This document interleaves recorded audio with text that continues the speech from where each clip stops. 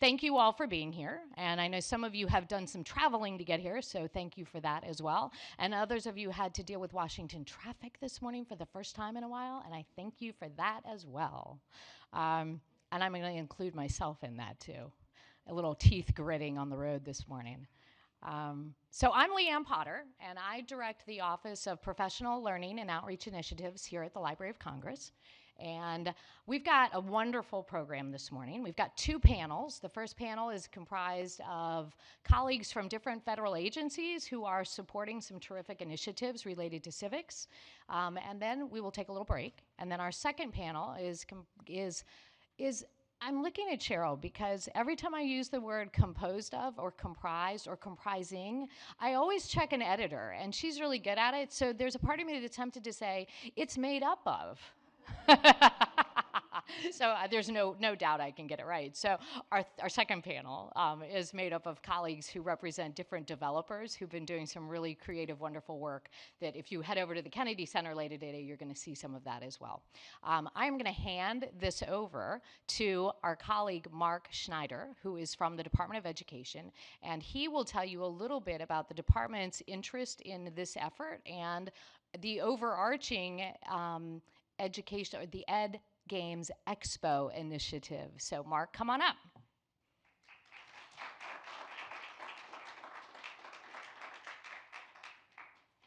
I was thinking this would advance, but it's not. Do I need to turn it on? No. Oh wait, yes. Oh, look at that. We have an agenda, and we're just moving right into it. And so here are the introductory remarks. You're good to go. Thank you. So her introduction is longer than anything I'm going to say, by the way. So I don't want to take the valuable time of this group working on important issues. So the first thing I want to say is, I'm really happy to be here. I'm happy to see this group here.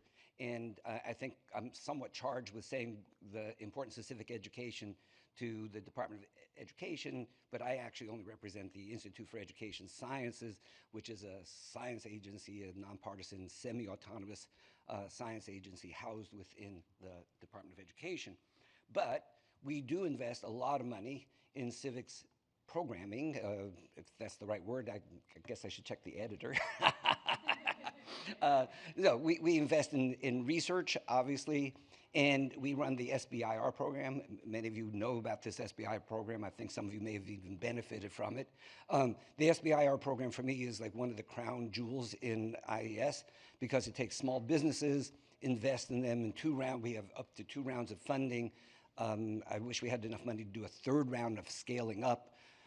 So after you prove that so in the 1st round, you prove that you have a prototype, that things could work. The 2nd round, you move it up, you scale it up, but mostly in scaling up minor league. And then what I would love is at the end of the 2nd round, when you have something that works, that you have evidence that it works, I would love to be able to do a 3rd round of funding so that we, instead of working with 200 students or 2,000 students, we work with 200,000 students or 2 million students. So look, we live in a world where most things don't work, right? I mean, we should recognize that. And James March, a very famous organizational theorist, said, God must have loved the physicists because he gave them all the easy problems. And if you think about that, I mean, we know that what we're trying to do is hard, right? And what we're trying to do in the education sciences is turn it into a hard science in the sense that it's evidence-driven and that we concentrate on things that work. And we all know, I mean, I was an academic for most of my life. I would develop these beautiful models, right? And I was a political scientist, so it in part explains my interest in this. And we would, beautiful models and equations, and then we'd go out and get real data from humans. Like, what's wrong with these people? Right? And I mean, you can't help but thinking it's not my fault, it's their fault, right? But humans have incredible agency, and that makes life so much more difficult. I mean, look, electrons sort of follow a standard path, and there's a lot out there. I mean, like we're just discovering like all the implications of dark matter, which makes up 75% or 80% of the universe. So we really don't know a lot, and equations and things that we still yet to discover. But I think it's going to be a lot easier than to get a kid to study civics, quite frankly. So anyway, so political scientists care a lot about this. We all care a lot about it. But why is it important? So because I'm in the Department of Education, I spent most of my life studying schools and education. I believe in the importance of education and the importance of schools. But I believe in more the importance of a functioning society, right? What good is it to teach kids about civics and about the norms and the processes and all that kind of stuff, and then send them out into a crazy world? I mean, we need to figure out how to impart civic education that is actionable, that works, right? And that they could carry inside of them as they become citizens in this great country. So it's not about just research, which we do and we support.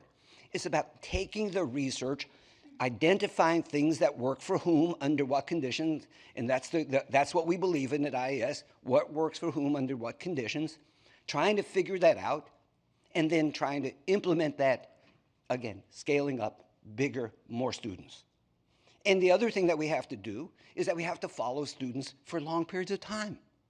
I mean, if I teach civics in 8th grade, and it's reinforced by history and all the kinds of things that they get in high school, and maybe some people go into political science, but we need to know what works over the long haul.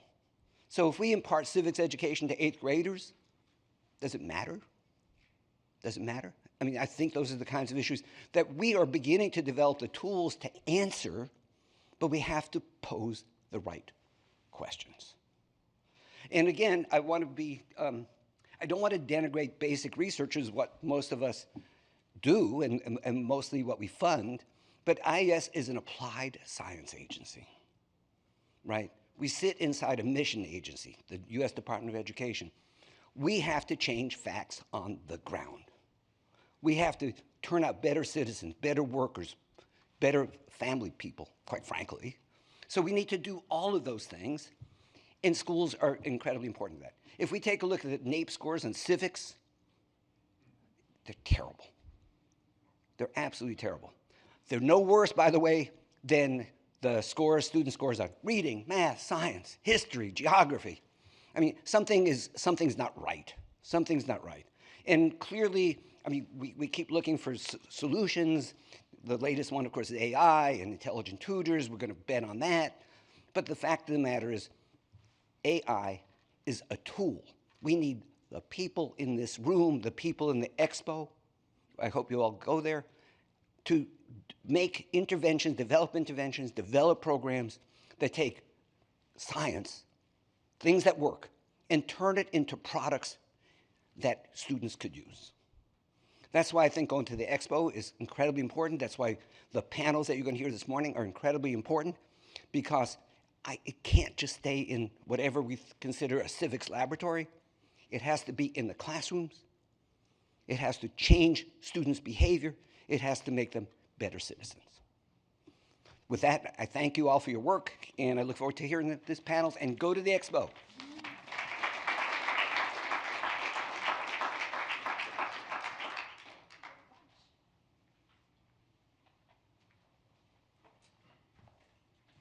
Okay. So I've got another slide I want to share with you all. When you walked in the building this morning, did you happen to notice what was just to your left as you entered the door? Next time you walk in the building, notice what's to the left as you enter the door, because it is a marvelous quote from James Madison that actually resonates with a little bit of what Mark just said, only this is the 18th century version of it. Somebody want to volunteer to read it? Come on. Yeah, thank you, Ian. Knowledge will forever govern ignorance, and people who aim to be their own governors must arm themselves with the power which knowledge gives. Pretty awesome, huh? Did you know that you are in the James Madison Memorial Building? This is the only memorial to James Madison in our nation's capital. So it seems very appropriate and fitting that an event like this should take place in this building today. So welcome to the James Madison Memorial Building. The letter, by the way, that quote comes from is in the James Madison papers that are also in this building, along with the rest of James Madison's papers, and the papers of George Washington and Alexander Hamilton and Rosa Parks and Frederick Douglass and many, many others who played really significant roles in terms of their civic participation and their civic endeavors that we have all benefited from. So I hope that gave you a couple little goosebumps, because you are in the presence of awesomeness, not just amongst yourselves, but in the papers that are in this building as well. Not only, though, do we have papers of extraordinary people, we also have games. Did you know that there are games throughout the collections of the Library of Congress? We've got board games, we have word puzzles, we have dice games, we have puzzle games. And what they demonstrate is that teaching with games is something humanity has done literally for centuries. And as Mark mentioned a minute ago about new tools that we have at our disposal, that's what you all know about. You know the new tools we have at our disposal. And if we can harness the ideas and the energy and the tools in the right way, we really can affect positive change and enable young people to understand the important roles that they play as citizens in our democracy. So with that, oh, one more thing I wanted to tell you about. The reason the library is also really excited about all this is in 2015, we issued a notice of funding opportunity that invited organizations to apply for funding through our Teaching with Primary Sources grant program to develop online interactives and mobile apps related to related to civics and Congress and civic participation.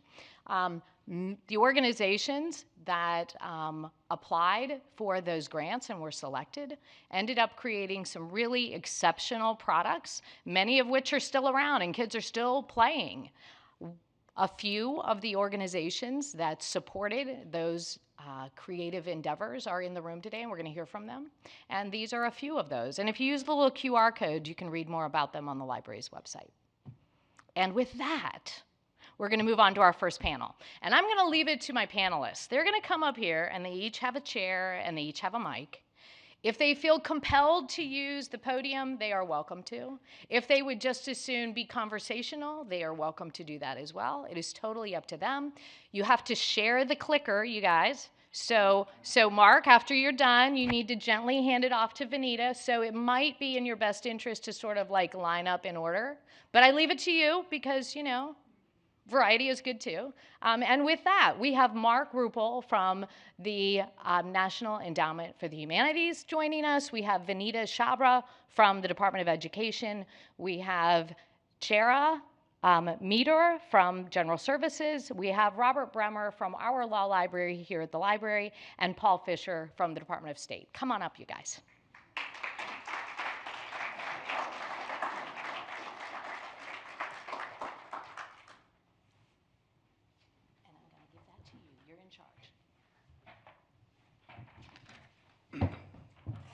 I am going to take the bully pulpit, although you know, the way it feels with this is we're getting a dog, so maybe this is more of a French bully puppet. So I'm Mark Ruppel from the National Endowment for the Humanities. I work in the Division of Public Programs, and I lead a program called Digital Projects for the Public, which I'll talk about in a second. The NEH is the nation's largest funder of the humanities, which involves literature, science, history, culture, jurisprudence, philosophy, all the sorts of messy stuff that Mark was talking about. And the humanities are messy, right?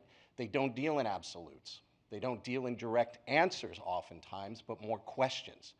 And that's the sort of stuff that we encourage through civics education, but also the sort of thing that's the most difficult to design for. So I'm starting with a quote here from the NEH's founding, and I can kind of read it from the side here, but the line that I want to focus on is the first one. Democracy demands wisdom. And that's the founding issue that the NEH was brought to bear. How do we bring the humanities into this question of wisdom? But it's also one that I think we can contest. What does wisdom mean? Who defines it? Where do we get it from? Is it different from person to person?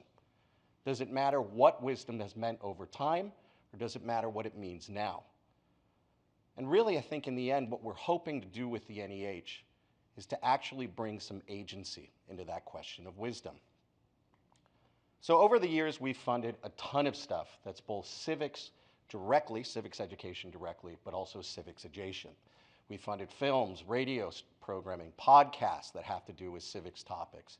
We funded the preservation of the presidential papers. We funded things like museum exhibits, and as you note here, the National Digital Newspaper Archive, and as well as our federal state partnerships that oftentimes do push out civics education through their own programs. And we actually gave a grant to them recently to do exactly that. And then, of course, we fund digital games, which is what I'm here to talk about and what I think is really defining the NEH in some ways in terms of how we reconcile our mission, the more traditional work with the humanities, and bring it to new audiences and new generations. And again, it's that question of agency, of contingency, of context, of causality, of using games to do the sorts of things that passive media in some ways can only attempt to suggest to us. We have multiple programs that support games and digital experiences at the endowment. One of them is the one I lead, again, Digital Projects for the Public, out of our home division public programs. Our Office of Digital Humanities, which is more focused on academic research and tools and platforms, building archival structures, metadata, infrastructures, things like that. Also do occasionally fund games, but our division is the primary driver. Across the agency, though, and this includes divisions like preservation and access, we wind up spending about $3 to $4 million a year through the NEH in order to promote and sustain, and in some cases preserve, digital games in virtual worlds. It's not a lot of money, but that still makes us the primary funder of digital games in the humanities in the US. So what have we funded recently? A lot. And these are recent projects that we've looked at that I think are representative of the scope and the scale of what NEH has done. You'll hear about a couple more of these, I think, later on. In fact, I think you'll hear about 3 of these later on. One of the more recent projects is called Race to Ratify from iCivics. And it's a classroom-based game that really does place students in the role of a journalist who's attempting to either convince or dissuade people from either ratifying the Constitution or adopting federalism. It's been used by millions of players at this point. It's worked in both classrooms and outside of that. The uptake on this is actually substantial globally, too, because what it asks us in a really simple way is to really involve ourselves in that contingency, that moment when things could have gone either way. And games do that especially well. Mission US is another game that David Langdon back there, see I got it right, we'll be talking about in a bit. And this is a multi-chapter game that explores really, really important episodes in US history, from the Revolutionary War, or the American Revolution, to the Civil Rights Movement, to new immigrants arriving on Ellis Island, to the Dust Bowl. And it asked students and players, much more broadly, to make choices in the midst of these historic events, choices that are both individual, but also potentially could impact history writ large. Now, it's our contention at the NEH that while most people would call that a history game, we feel, based on both the use of it that we've seen in the classroom, the evidence of how teachers are using this, but also the actual curricular content itself, that it's almost impossible to separate civics and civics education from the historical context that it was born in. Most of the time when we think about civics ed in the classroom, we think about a teacher standing there teaching about the branches of government, the way that laws are made, the sort of thing that's much more traditional on that side. That doesn't float these days. And as Mark suggested here too, what we need is a much more internal way, something to make this, again, something that students feel that they have some control over, some power, some agency. Oops, excuse me. A game like Mission US does exactly that.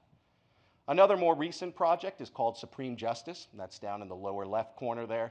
And it is a platform for use in the classroom that allows classes, both within a single room and across classrooms, to engage with seminal landmark Supreme Court cases, arguing on both sides as to which way the court should rule, looking at historical precedent, but also in the midst of this platform, watching videos, engaging with primary sources, doing the sort of work that really would be akin to being in there in the courtroom, making those judgments on your own. And then finally, one of the most unorthodox projects that we have here, but also one that's been one of the most successful for the NEH, is called Walden a Game, which I get it. There's always snickers, there's always smiles. It is in some ways a bit contradictory, but this is a project from USC that's garnered millions of players already. It's a first-person game that places you in the shoes of Thoreau in his first year at Walden Pond. What it also does is give you the opportunity to explore civil disobedience and what Thoreau actually practiced in that space. Ways of understanding politics, democracy, through the removal of it. We funded other projects too, from these are all games in some ways, preservation of indigenous languages, reconstruction, virtual worlds that deal with Japanese internment, virtual reality games that deal with indigenous spaces and indigenous life, Civil War, battlefield, mobile experiences that have game-like elements in them too. But a lot of our work right now is also focused on civics education writ large. Excitement is our home program at the NEH. It's a website that gives resources for civics education, libraries of games and things that the NEH has funded. And then there's our moonshot, the Educating for American Democracy project, which is a massive generational effort that's going to try to reshape civics education, not curricularly, but in terms of how we approach it via frameworks, via networks, and via the sorts of things that we hope in some ways, again, to point to Marx, makes this not physics, but nonetheless makes this something that's doable, makes this something that's sustainable, makes this something that's real. I'll stop there and pass this on to whoever may be next. Thank you.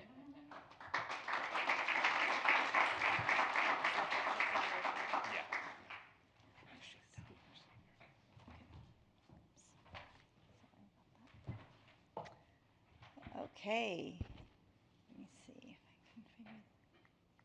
Okay, my name is Vanita Chabra. I'm the new program officer for Civics Education and Social Studies at IES. I had a big blurb planned for you about what IES is, but Mark has eloquently established that. So we do a lot of research in terms of different topics that matter to students, matter to classrooms, matter to schools. We are one of 11 research topics at IES, and we've competed different types of grant subjects. We've also worked with SBIR, which is the Small Business Innovation Program. So I'm going to talk to you a little bit about civics education and social studies. It's a very young portfolio. We had our first grant that we funded in 2019. And so currently we have 8 active grants. That's the total number of grants we have. And I'm really excited because I get to watch them all come to fruition. So we have primarily development and innovation grants. And what that means is grants that start off, projects that start off with research that's looking at how can we plan, how can we modify, how can we try to change programs and policies by development. And then it takes, we use iterative feedback, we have feasibility testing, and then we have 1 year of pilot testing. So there's a list here of a few projects. I'm not going to mention Jeremy's project, which is Purple State. I don't want to steal his thunder. But I am going to talk a little bit about the youth stand-up curriculum, which was just funded, actually started September 1st. So we're super excited about that one. It's really going to be taking case studies, looking at videos of having students in high school use videos of peer civics leaders and use those types of videos to inspire them. How are they going to be looking at certain actions, certain things in civics in terms of maybe political statements, and how can they create an action plan to be able to go out and do something within their community? Also, with deeper discussion, it's a curriculum which looks at world history, and this is fascinating because we have teachers that are exceptionally involved in how can they work with students to develop text-level discussion. So students, you've got high school kids, I have 2, that rarely speak with me, and I don't even know how teachers can work with kids to be able to engage them. And so what they're trying to do is how can we have kids collaborate not only with each other, but with teachers? How can we get them excited about different aspects of social studies, world history? And how can we get them to open up and not only ask questions within the classroom with each other, but also go out into their community and question what's happening. Is this really okay for there to be a situation where a certain ecosystem isn't really working within our community. So that's something that I'm really excited about. In terms of our civic science curriculum, this is also fascinating because we're able to take not just scientific literacy, but combine it with civics education. So for example, if you have a water conservation issue within our community, how do we educate our students to be able to go out and be able to question, okay, are we really using the water like we should be within our county, within our district, within our nation? So it's a way to not only look at civics education in a vacuum, but remembering that civics and social studies exist within all subjects. We also have some studies that also include social, behavioral, and emotional skills, and really the development of both of them. And as Mark suggested, we're not just looking at students and how we're going to have them pass a test. We're looking at how are we going to grow citizens into society that are going to be able to not only function, but be able to contribute in a way that's sustainable for our for the complexity that's happening in our society. Again, I won't mention Purple State, and then I will tell you a little bit about the town hall. This is something that I just spoke with John Kane, who is the principal investigator, and he's done a fascinating thing where he has collaborated with U.S. congressmen, officials, and seniors who are on the cusp of becoming 18, or 18, right, our next voters, working with them, having them come up with a curriculum, come up with ideas and questions that they want to ask to congressmen, and having those congressmen right there to respond. Not only does that set a tone for students going out into becoming citizens in our community, but it also reminds people who are in positions of power, that they have a constituency, a group of students that they need to be prepared to answer questions about. Okay, we also have some efficacy grants, and Mark talked a little bit about our goals in terms of what we're looking at in terms of impact. So Mission US is one of them, which again, I'll let David talk a little bit about that, but that project is everywhere, along with our Project Citizen group and then Generation Civics. They have these curriculums that are in every state. They're out there in different areas, but what are we doing in terms of making sure that it works for whom and under what conditions? How are we scaling up this information? So these are not just studies that take into consideration one assessment, but they really follow a very large group, and we're looking at what kind of impact are these projects going to make in society and the curriculums behind them. Okay, so Ed Metz, who is the former program officer who also runs the SBIR program, has also asked me to please put in a plug for the Ed Games Expo, and I hope that you come out because we have so many exciting things to talk about. Strange Loop Games, which develops an ecosystem. So basically you can develop your own civilization from start all the way up through industry, and just really takes a unique look at how we can use technology and engage students to think about things like, okay, how are we going to be able to build homes? Then, okay, now how are we going to be able to manage through our industry? How are we going to manage conflict? How are we going to create a system of voting? The other one that I wanted to mention is the Vox Pop, which is a collaborative platform that's been established to use, to be able to use in things like iCivics. They've used them with their Supreme Court justice development platforms. Role-playing is huge with Vox Pops, and it all started from one 6-month grant. Again, as Mark was talking to you about the fast track and what we fund through small business innovation. And even though Mark has said that it would be great for us to be able to go out and do this and be able to have more, this is a perfect example of taking 6 months going through Fast Track 1. We also have a 2-year option where this one platform has impacted several different civics types of games and apps, including iCivics. Okay, the other one that I want to talk to you, I'm not going to talk to you about electric fun stuff because David is here, he can mention that. And then I'm going to talk to you a little bit about indelible learning, and this is very fascinating for me because they have a board game called the Election Lab, and it's, I don't know if everybody's familiar with it or heard about it, but it really puts a student in as a campaign manager. And their decision, they have to make strategic decisions to decide which swing states should they go and bring their nominee to determine the outcome of an election. I will say I've played this game with my 11-year-old daughter, and she's won. We did 4 different boards, all 4 times. I would like to say that I think that's just because of how I taught her. But I will tell you, in the last 6 months since she's played that game, we have had multiple conversations about that. Why is Virginia a swing state on this day and then, or in this board, but why wasn't it a swing state on this board? And it's fascinating to me, so. And what's next for us? Well, Mark talked a little bit about that. I would really like to grow the portfolio. I'm also the program officer for reading, and I would really like to be able to see a combination of the skills that people use, students use in developing comprehension along with social studies. I could go on and on about this. I know my time is up, but please feel free to catch me later and we can talk a little bit about some of the new opportunities that are coming up. Thank you.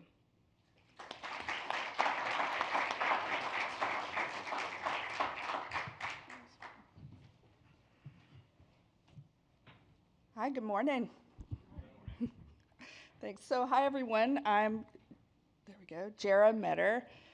I lead the Open Innovation portfolio at the General Services Administration. So, General Services Administration, when you think of GSA, you probably think about it being the federal government's buyer of goods and services. Well, GSA is also the home to a division called the Technology Transformation Services Division. And what this division is really focused on is creating a digital government for and with the American people. Our portfolio has programs like Vote.gov, the U.S. Web Design System that seeks to create design patterns across websites so that our federal websites are truly accessible to everyone. Digital.gov, Data.gov, the government's repository for data sets that we make available for collaboration and engagement with anyone outside of government. The 2 programs that I lead are called Challenge.gov and CitizenScience.gov. These 2 programs are open innovation programs, and what that means is they're programs that really seek to engage people outside of government in innovation, in scientific discovery, in collaboration, in citizen science. And so we set forward not only the infrastructure, the platforms that allow the public to engage with federal programs, but also the subject matter experts that seek to diffuse this knowledge of how do you engage the public in innovation and scientific discovery. You know, I'm a scientist by training, and I came to the government about a decade ago through a Science and Technology Policy Fellowship. And the reason that I came to the federal government is I really wanted to open it. I wanted to create new incentive structures for science specifically, but also to create new ways to break down those barriers between the government and the people so that we could make really important transformational advancements. And so these programs, I feel, really do that. And I'll explain that a little bit more. So I wasn't the only one that thought this. During the Obama administration, they put forward really one very important piece of legislation, the reauthorization of the America Competes Act. And what this did was they gave every head of every federal agency the authority to run prize competitions. And so prize competitions are a unique authority, like grants or like contracts, but they are not the same authority as grants and contracts. And so they give the federal government tremendous flexibility in innovating with people in new ways. Competes was amended in 2017 to include the Crowdsourcing and Citizen Science Act. And that gave the head of every federal science agency the authority to engage the public in crowdsourcing and citizen science. But the federal government and governments have been doing this for a long time. You know, across the street, the US Capitol building, the design for the Capitol building was sourced via a prize competition. The White House, same. The DC flag, Same, sourced via prize competition, the design. And the design for the DC flag is based off of George Washington's coat of arms. Longitude, do you like going to sea and getting to where you want to be? Well, you can thank a prize competition. Are you a fan of Spam and canned meat? Prize competition. And that was during, you can thank the French government and Napoleon for that, because Napoleon was losing more soldiers to starvation than to the wounds of war on the battlefield. And so he needed a solution to travel with food for longer. And so he created a prize competition, transatlantic flight prize competition. So prize competitions have been used by governments for centuries to solve hard problems, but more importantly, to create fair and equitable processes for engaging with people that the government does not usually engage with for innovation. And I'll discuss that a little bit more here. So since 2010 in the reauthorization of the Competes Act, the federal government has hosted as of today, more than 2,000 prize competitions. We just crossed that. And we're running prize competitions on topics that range from autonomous vehicles, that was a DARPA prize competition, to business case and design competitions. Like I mentioned, a lot of architectural design competitions are run, to renewable energy. I mean, really the topics go on and on and on. We've, over 100 different agencies and offices across the federal government have run prize competitions. And so it isn't that we have one super user shop at Health and Human Services that knocks out prize competitions. We're seeing them across the far stretches of the federal government. In our roles, we meet new potential prize practitioners every single day from offices that we have never before engaged with. We've awarded more than $500 million in prize funds to winners across the US. We've also awarded, I would say, greater value than that in non-monetary prizes. NASA ran a prize competition years ago called Artists Inspiring Astronauts. And the goal for that competition was to source art of any medium that would hang in the astronauts' crew quarters at Kennedy Space Station as they were embarking in quarantine on a space mission. And so they invited artists to put forward their work. And so these artists that won had a private gallery viewing inspiring astronauts before they left for a space mission. I mean, how incredible is that? And prize competitions are being run across government to really open the door and to create that access, to bring innovators to the table with the federal government to make change and to broker those new relationships. Prize competitions have a lot of value for the federal government. Under the Competes Act authority, and this is different than grants and contracts, federal agencies can enter into partnership to conduct a prize competition. So, Library of Congress can partner with Department of Education, that can partner with the Gates Foundation to run a prize competition. You can pool funding. You can provide reviewers. Most prize competition judging panels are a mixture of federal employees and private sector, nonprofit funders outside of government to make important decisions. More than 60% of all prize competitions are run in partnership. It's a powerful tool for that. Also, prize competitions allow us to engage innovators that do not work with the federal government. And one of the primary reasons for that is because of the benefit that it provides to innovators. With grant making and contracts, usually one of the evaluation criteria is based on past performance. Submit your resumes of your team, show us samples of work. With a prize competition, we never ask that.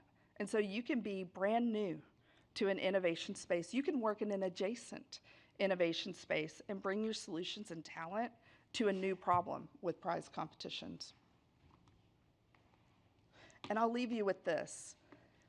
Right now on challenge.gov, we have, I think, as of this morning, 44 prize competitions that are awarding over $40 million in prize funds to innovators. A handful of these competitions actually target students above the age of 13 and above, as solvers for the competitions. I encourage you to engage with these competitions, share them with your networks. If you're a federal employee, engage with us. If you want to use prize competitions as a new way to solve problems, we'd love to meet you and work with you and help you develop a prize competition. Thank you.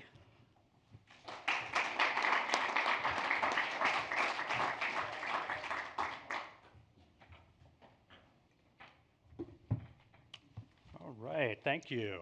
I'm Robert Brammer. I work at the Law Library of Congress as the Law Library's head of external relations, and I also serve as a Congress.gov subject matter expert. The library kicked off its annual Friends' Choice Award in 2022. This is a contest that invited proposals from the Library of Congress staff members that the Friends of the Library could then vote on which one would get funded. My proposal focused on improving public knowledge of civics through the use of video games. I'd been reading a lot about the gamification of learning, attempts to make learning fun and engaging through the use of games. And I was reminded of a game that many of us played in the 80s and 90s in school called Oregon Trail. Oregon Trail was written by a teacher and taught students about the westward migration of Americans. The game was so popular that people wear t-shirts with its graphics to this day, sort of a reminder of how fun, learning can be in the right context. So with that in mind, I proposed a challenge that would take that concept and apply it to civics. The Library of Congress Friends' Choice Civics Video Game Challenge challenges the public to create fun, basic video games that teach civics and incorporate Library of Congress resources.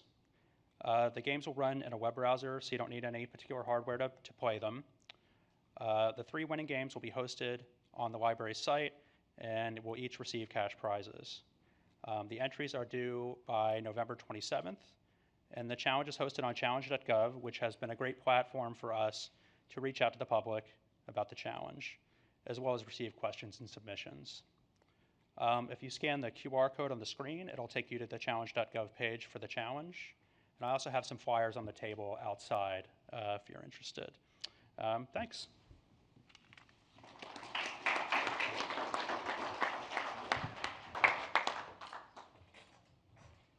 Isn't it awesome when you have a fabulous panel and everybody's on time? That means we have time for some questions. So this is your opportunity. And I know we do have a floating mic somewhere. So if you have a question, I tell you what, maybe, Colleen, could I ask you to go grab that mic? And if you have a question, go ahead and raise your hand, and my colleague, Colleen, will hand you a mic, and you can ask away. And I'm going to, in the meantime, back up the slides to where it says panel 1, and then you guys can call each other by name if you wish to do so. Hello. The wrong way. Are we ready? Go ahead. Yep. Fantastic. Shall I stand up? I'll stand up. Hi, everybody. This is a slightly logistical question, but I would love to understand the differentiating factors between the different government funding processes, particularly in what they're looking for. I look at SBIR and Vinita, the program you lead, and Mark, the program you lead, and a lot of it is focusing on like game-based civic education. So what are you kind of looking for? SBIR looks for commercial viability. Is that important to you? Do you want it to be free to play? Like, what are your priorities? Would love to better understand how to decide where we should be spending our money to apply. Time and money, anyway.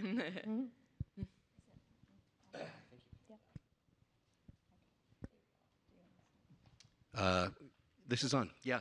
No, I think that's a great question, and it's core to what we do. So for the NEH at least, for one, you have to be a nonprofit to apply.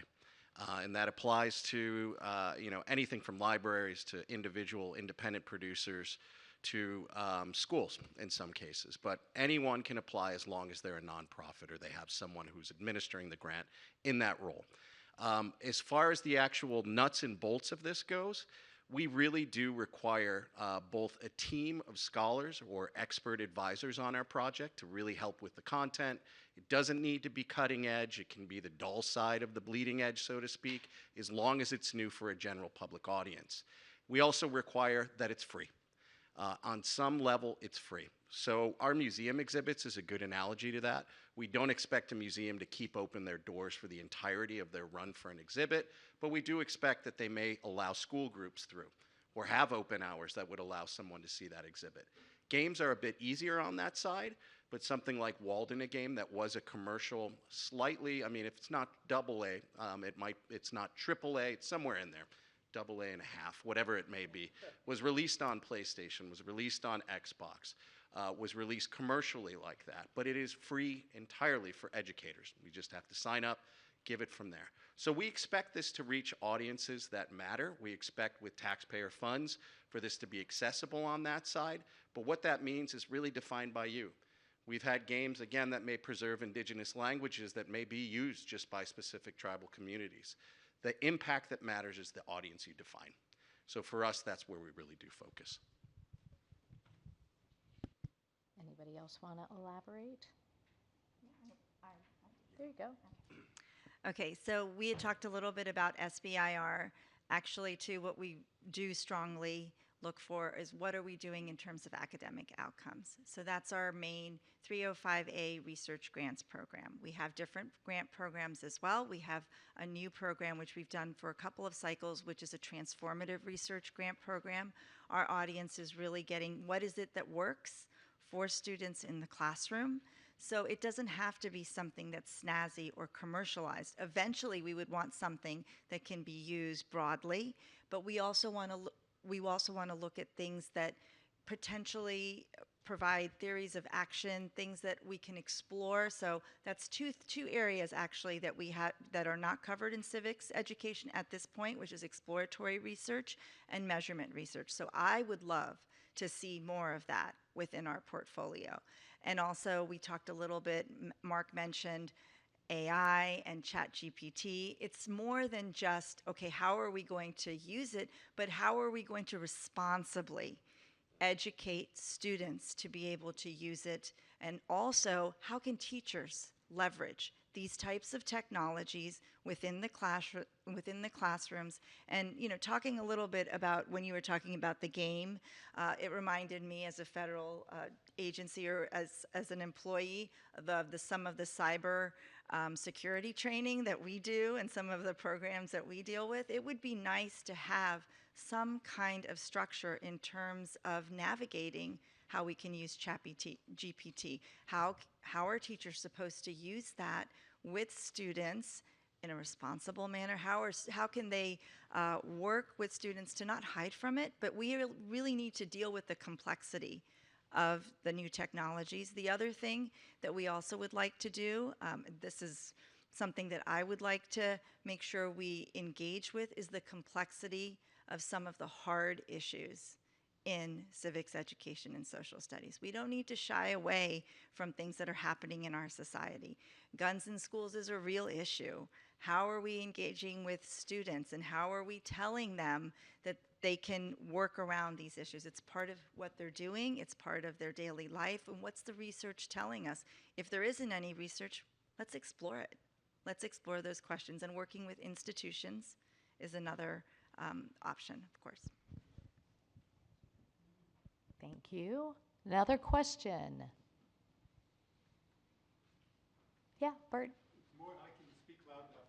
More of a comment for you also. Bert, since we are recording, let's go ahead and do it on the mic. Thanks. So, Paul, your examples were both examples where what you were expecting the player to do was what you might consider to be the wrong thing, right? You were causing trouble. And Vanita, I'm just wondering, on the research side, I mean, as a game designer, we've always felt like this is part of any good game design, and you should think about it. But has research been done about how that approach works in learning? Because I'm predicting it does, but it would be this just seems like it would be an interesting topic to pursue. I want to build on Bert's question, because when we've tried to do that in the world of education, we face a lot of resistance from educators about sort of opening that Pandora's box of causing trouble, and it really inhibits good design, and because people are afraid and they want to shy away from some of those tough conversations. Paul, you want to chime in on the research that has been done? Yeah, Yes, be great. I can respond to that. Yes, so I described that the science behind our games is the science of pre-bunking, but the critique about the player inhabiting the role of the bad guy, right? That's a very valid critique that we've gotten a number of times, and so the opposite sort of, or not the opposite, but like a parallel science behind games is transportation theory. The idea that you want your player to then actualize the behavior in the real world that they're playing or performing in the game. So, for instance, Lindsay Grace, who's a professor at University of Miami in Florida, he has written a paper criticizing our game under the auspices of transportation theory, which is great. And we heard this critique of our games from a number of educators, right? Because it puts more work on them, right? Like there was an Ed Games Expo event yesterday where we were all talking about like, yeah, we need to be respectful of educators' time and bandwidth and energy and emotional energy.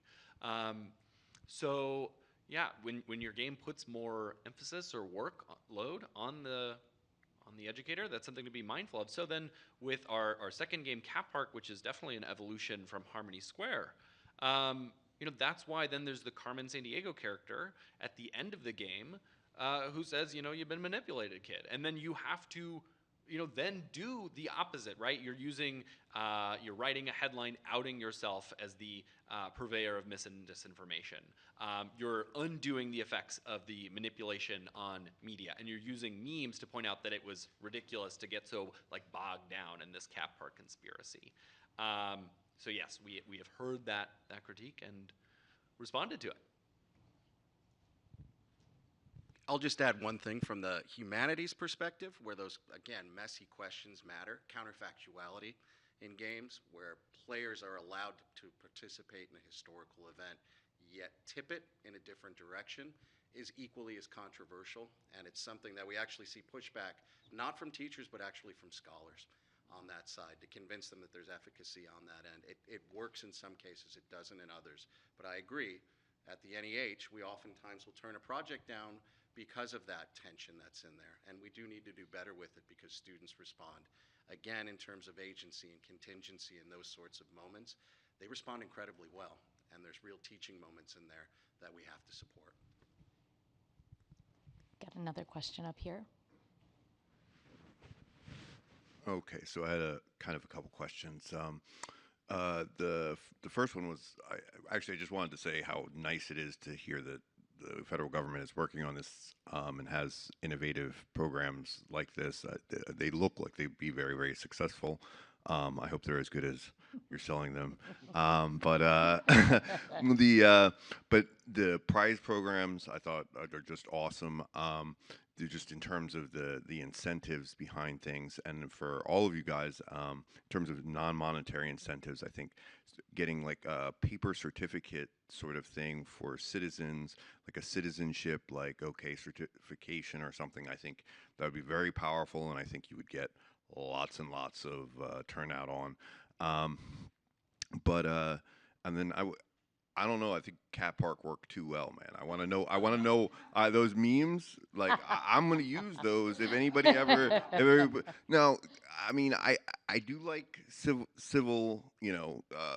civil improvement, and the felines. I feel like they should be exercised like everybody else, but it's a little down the checklist. And so, I mean, right now, I'm going after those guys. Like, you've convinced me, and no, where is this Cat Park, and what is the civic benefit of it? The other question I wanted to ask is, what are the streams you're currently using to market out to the public? Because, I mean, this is kind of news to me, and I'm not in tune with the federal government. So I know that, it's completely Greek to most Americans. I can respond on your last question. And if I didn't make this explicit, you all in the audience are explicitly not my target audience. I am prohibited from attempting to influence you with this game. I am merely informing you of its existence. Yes. That's great. So yeah, I mean, the mandate of the Global Engagement Center is to counter foreign propaganda and disinformation overseas, right? Like for propaganda and disinformation domestically, that would be the purview of Department of Justice or Homeland Security. So yes, that you have not heard of it is a success. But yes, we do promote the game overseas. That's where I rely on the work of our U.S. embassies, who are leveraging their contacts with appropriate ministries of education or culture to pursue adoption of the games in curricula and social media. Yeah, it's a really good point that you make about not ever hearing about this, right? And I think that's largely because the government is kind of antisocial, right? We develop a lot of our content in government speak. People have no idea what we want, what we're asking for, who is asking for this. And so a lot of the work we do at TTS and in challenge.gov is trying to understand participatory research. We do participatory research to understand how best to engage the public so that we're speaking in a language that's clear, engaging, so that we're not overburdening the public, right, with the messaging. When we started, I don't know, a year ago down the road of really focusing on public engagement, we were holding these 1-hour webinars about prize competitions at noon on a weekday, and nobody was showing up. We were like, why don't people want to hear about this government program for an hour? And so finally we huddled and we're like, okay, what is our data showing us? Well, our data was showing us on 1-hour webinars that are recorded. How long are they watching those? The average time is 7 minutes, at least in our program, 7 minutes for engagement. So then we started running these pilot challenge chats that were 20 minutes long. And all of our federal partners, the managers of competitions, were like, whoa, wait a minute. We can't convey what we need or what we're trying to do in 20 minutes. And we're like, well, try it. You have to. Come on. And then we saw that our attendance skyrocketed. And we ran out of time for questions. And so we didn't extend the 20 minutes. We just captured it and then sent out an FAQ. So the government's learning how to communicate and how to engage. But yeah, any ideas that you have, we'll take them. Yeah. Yeah. That's right. Thank you. I'm also going to add to that in terms of disseminating information with our research grants program. We do require a dissemination plan, and we are, as Mark mentioned, we are an applied science agency, so we're not looking for just peer-reviewed publications and journals, but we are really asking our principal investigators to engage not only with students, but with teachers. And so meeting teachers where they are, perhaps addressing your question too, is let's go to teachers' conferences. Change is coming. How are we going to incorporate and value teachers' time, what they're looking for, their needs in the classroom, and what is your project going to do to be able to anticipate some of those concerns, but also reach the teachers so that they can incorporate findings from the project into the classrooms. From the SBIR perspective, we're far from antisocial. So we have the Ed Games Expo, of course, today, but that really is an opportunity for people to engage with the developers today. And then also continuously, we have lots of information on our website. These are commercialized products. So the companies are engaged with schools, they're involved with private industry, and today is a great day. Tomorrow we have Innovation Day. We have over 1,000 students coming in this afternoon and this morning just to work with the projects and to work with some of the games. And then this evening, of course, it's open to the public as well. So. All right. I'm seeing that there are more questions. I am also cognizant of time. How about we take, what I'd love to do is take these last two questions, then take about a 10-minute break to grab more coffee and pastry, hit the bathroom, come right back. Is that good? All right. There was a question over here. Yeah. Thank you.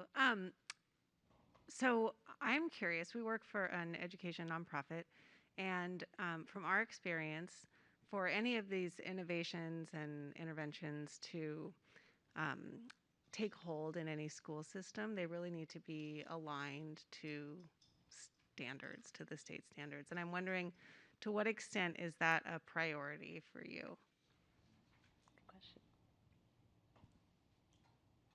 Yeah, I mean, I'll say from our perspective, it's a big one, but it's also a huge problem in some ways.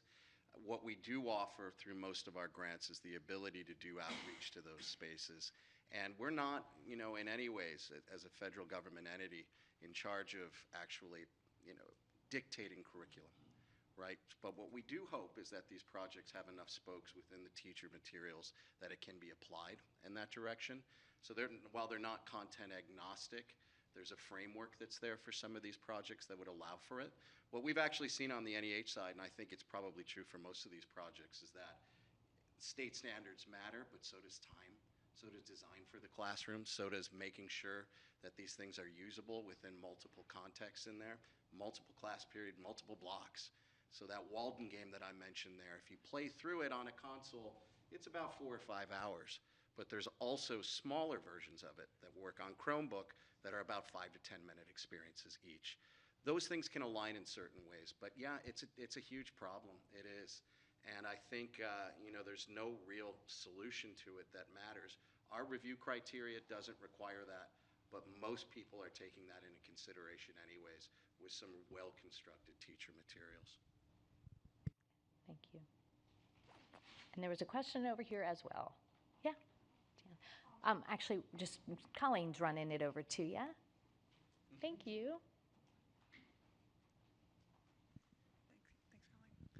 This is a great panel this morning. Thank you.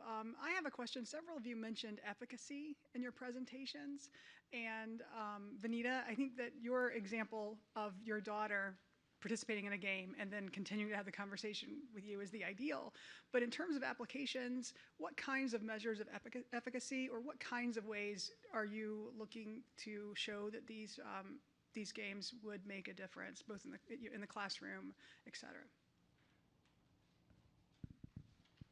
I can start and just mention, so we have 3 types of efficacy projects that we look at. We look at initial efficacy, so where are projects currently and what kind of impact are we hoping that they will make. We also look at replication studies, meaning we're looking at studies to see how they're going to work over time, for whom and under what conditions. And then we also have follow-up studies, so we're looking at things like scale-up studies, and I'm happy to talk to you about that in terms of the impact. The impact is really, we're hoping that it's going to be a curriculum that's going to be implemented in schools. It's already happening in schools, but what is the research showing? Is it evidence-based? Is it continuous? Is it going to be working for a general sample or general population? Anybody else want to comment? All right, then, it's break time. Thank you again, Paul and Robert, and I get it wrong every time I'm about to say Sarah, but it's Jara, and Mark and Vanita. Thank you all very much. Our second panel is made up of individuals representing different developers. In some cases, they are the developers, and happy to introduce Julie and Jeremy and Tori and David and Bert. And again, you guys know how the drill works. It is up to you if you use the podium or if you visit with us from your seat. It's up to you. You have a mic, and here is the clicker. Thank you.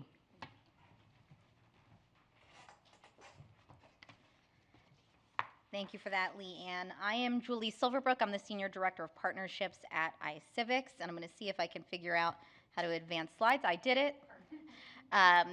So for those of you who might be unfamiliar with iCivics, we are a nonpartisan, nonprofit organization founded by retired Supreme Court Justice Sandra Day O'Connor to develop high-quality educational resources related to civics and now history.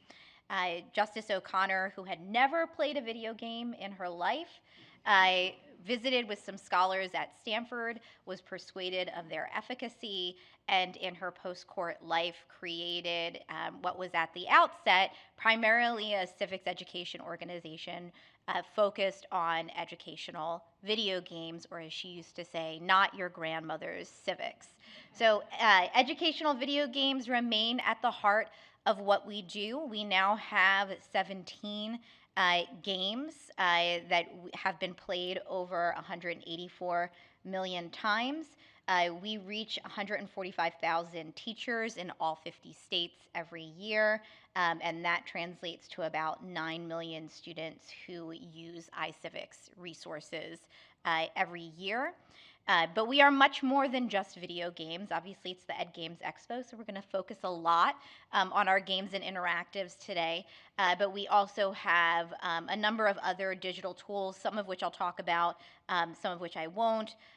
Lesson plans, videos, and all of this content is extremely popular with educators. And one of the reasons that's the case is because iCivics is an organization that is truly by and for educators.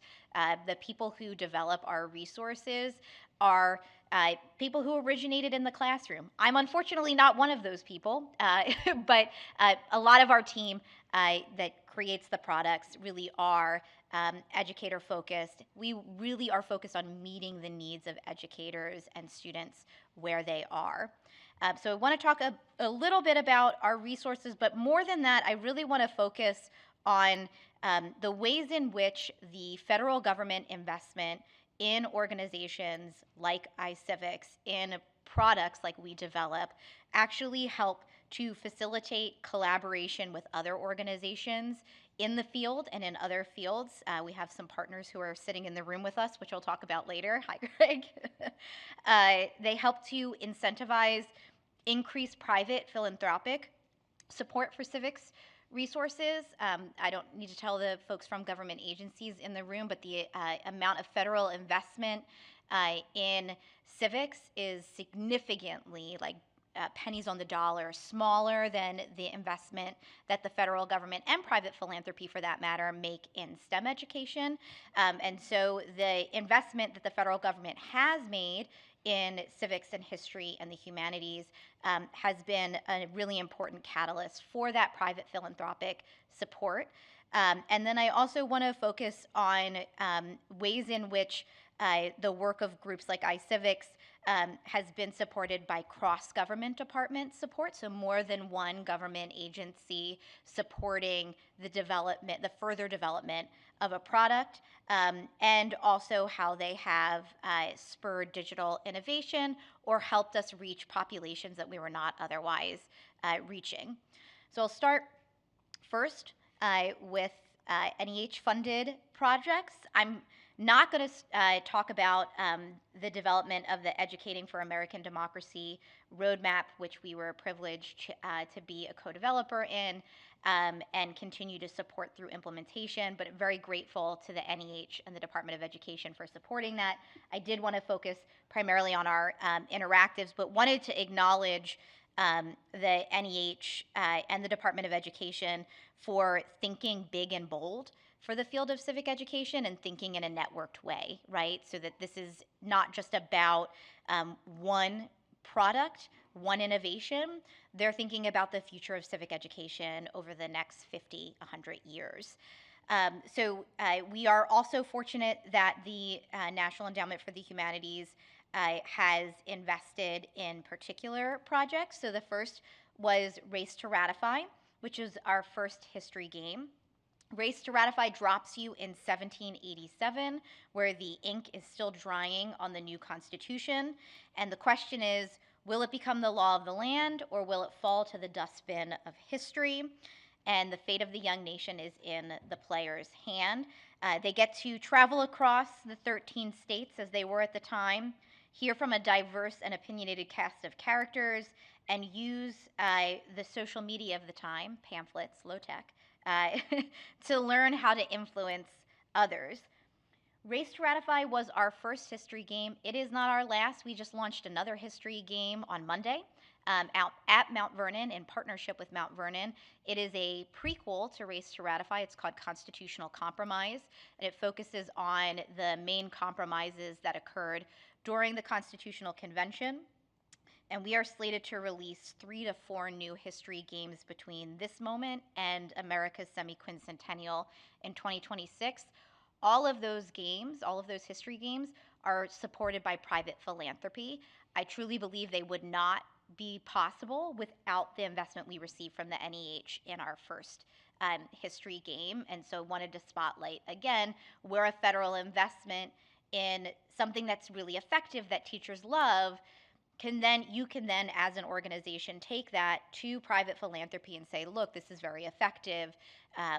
We receive federal funding, and now we would like to ask you, private philanthropy, to support this. And the types of private philanthropy that are supporting our game development at this point are very diverse. Everything from foundations to individuals to organizations who actually are raising money to partner with us to develop the game together across organizations.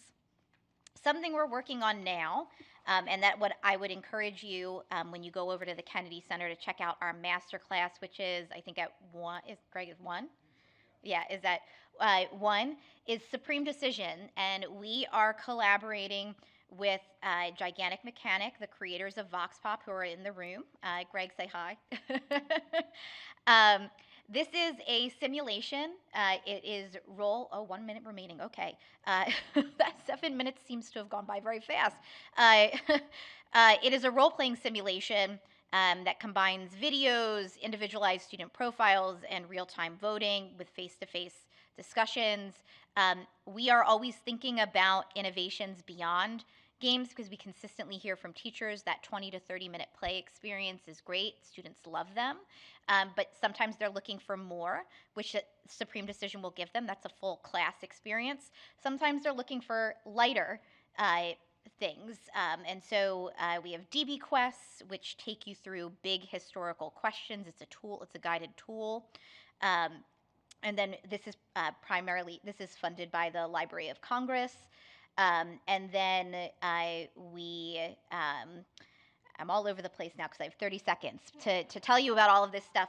But the Library of Congress funded projects are interesting in that 2 of them, Private Eye History Detectives and the Teaching with Primary Sources mini site, the Library of Congress is not an antisocial agency, and they're a networked agency. And in both of those cases, those are partnerships that originated from the Teaching with Primary Sources network. So the Teaching with Primary Sources mini site was a response to the fact that the Library of Congress, because of ethical rules, can't put all of these great digital interactives on their website. So we said, hey, we get a lot of teachers coming to ours, so we'll put them up on our site instead. And so that's what we did with those. And there's some folks on the stage, including Bert and others, who have their resources on that mini site. And then Private Eye History Detectives, this is actually really interesting. We were connected through the TPS network with a regional grantee, so not a national grantee. There were really 2 teachers that were creating this amazing elementary project called History's Mysteries. We partnered with them to create an elevated product called Private Eye History Detectives, which is our first investment in K-5. Would not have been possible without that investment in that networked approach from the Library of Congress. I'm going to go really fast through the DoD portion of this. We recently received funding from the U.S. Department of Defense to build out a program that is focused on civic service and leadership. I'll focus primarily on the technology piece of this, but it is much more comprehensive than just technology, and I think Mark talked a little bit about this. I think the tech is great, but you really need to think about the implementation and bringing it into classrooms, and that requires additional curricular resources, professional development. And so, as a developer, those are elements that you want to think about as well in terms of how you get teachers to use this all the time. We will be developing a new game. We're in the process of developing a new game through this DoD-funded project called Neighborhood Good. And this helps students build their capacity for civic agency. Students explore a virtual town and talk to its residents, gaining insights into issues that affect the community. Then it's time to come up with a solution. There are no wrong answers in our game. Instead, students learn how lots of solutions can have an impact at different levels, and also solutions cost different things. And so those are all things that go into decision-making for Neighborhood Good. And with that, I know I'm over time, so I'm going to let Jeremy come on up. So thank you so much.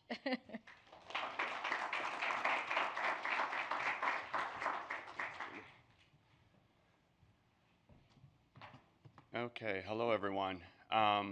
First of all, it's my pleasure to be here. My project's a little different because I'm in more of a university-based academic circle. I train teachers during the day and then do work around media education, democratic education. So our team is actually very much tied, and this is a project that we're just wrapping up with funding from IES. We're very much entwined in terms of the research with the development tied together. So this is a design-based research project that just completed our pilot study this past year. And we started in 2019 with funding from IES, which means, yes, we were developing this all in like virtual classrooms, behind plexiglass, behind all kinds of things. And I have to say IES was incredibly supportive during that whole time to be able to change what we had to do for our research plan and make things work. Originally, the sort of concept for this idea, I stole from STEM educators in part, with notions of what they call an internship simulation. So we're not a sexy game. We actually put young people to work in the role of interns. And in STEM, this was used to expose people to STEM careers. We're not doing it per se because basically we put interns in the role, or we put students in the role of interns at a political communications firm.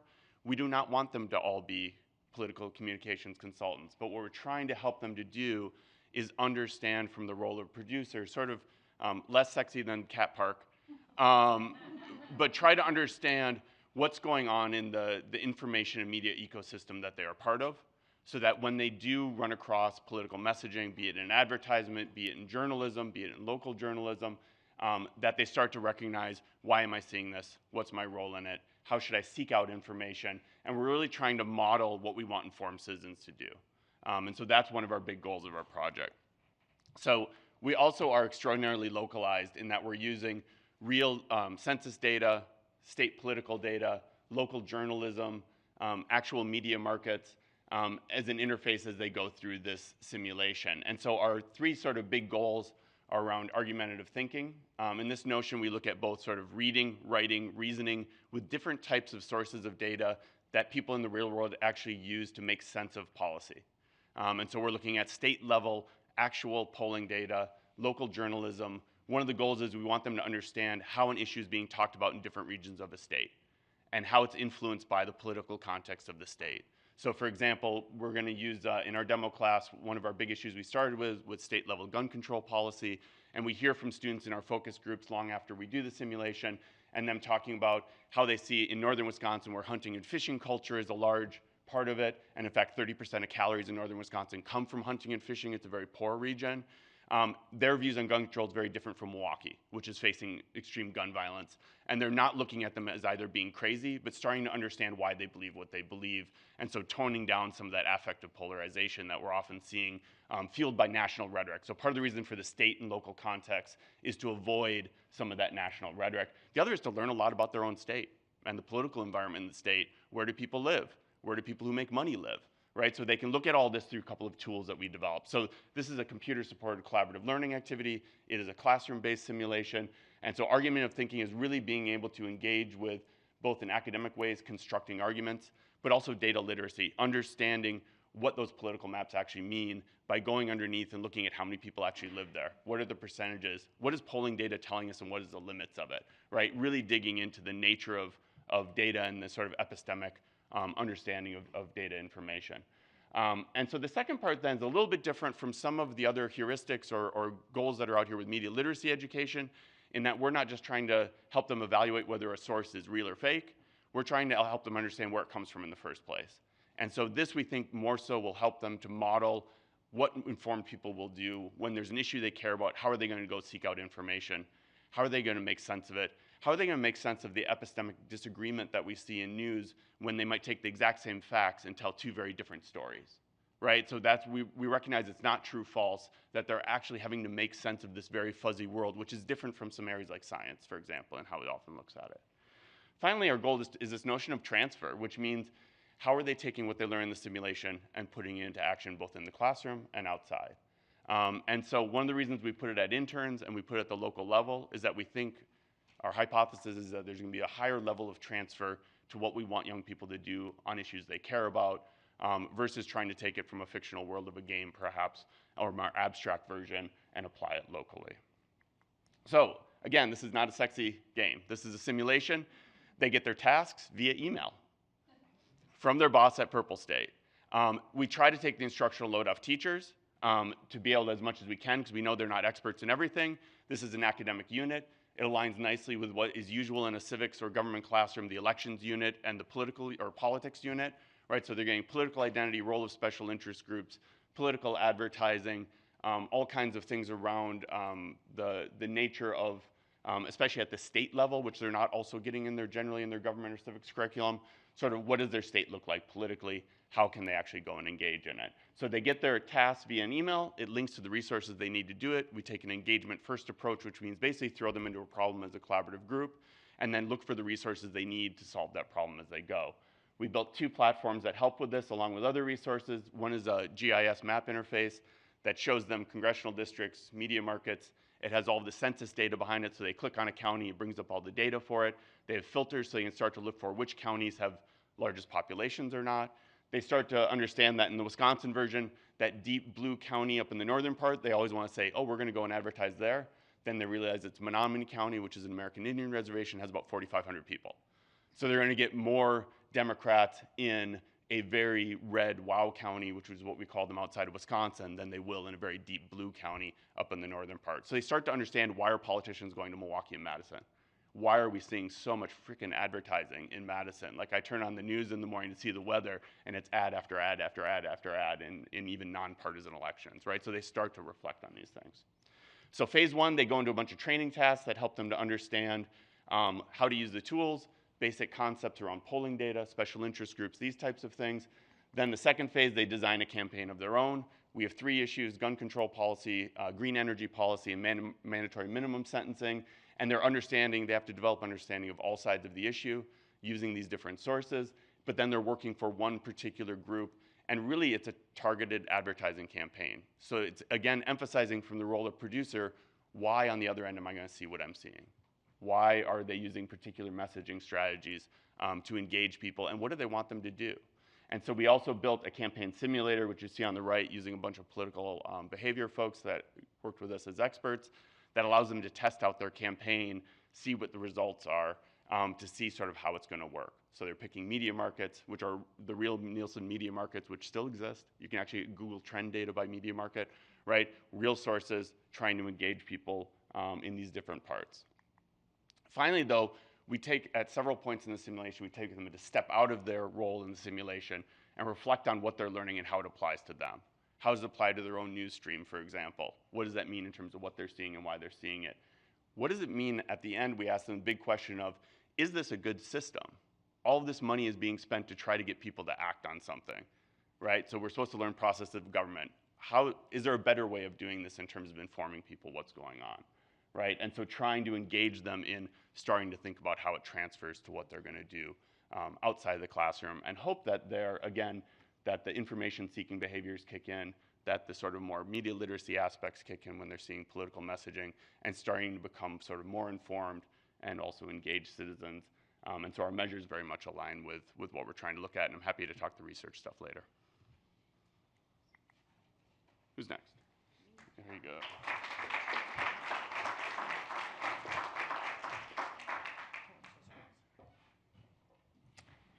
Hi, my name is Tori Van Voris. I'm the founder and CEO of Second Avenue Learning.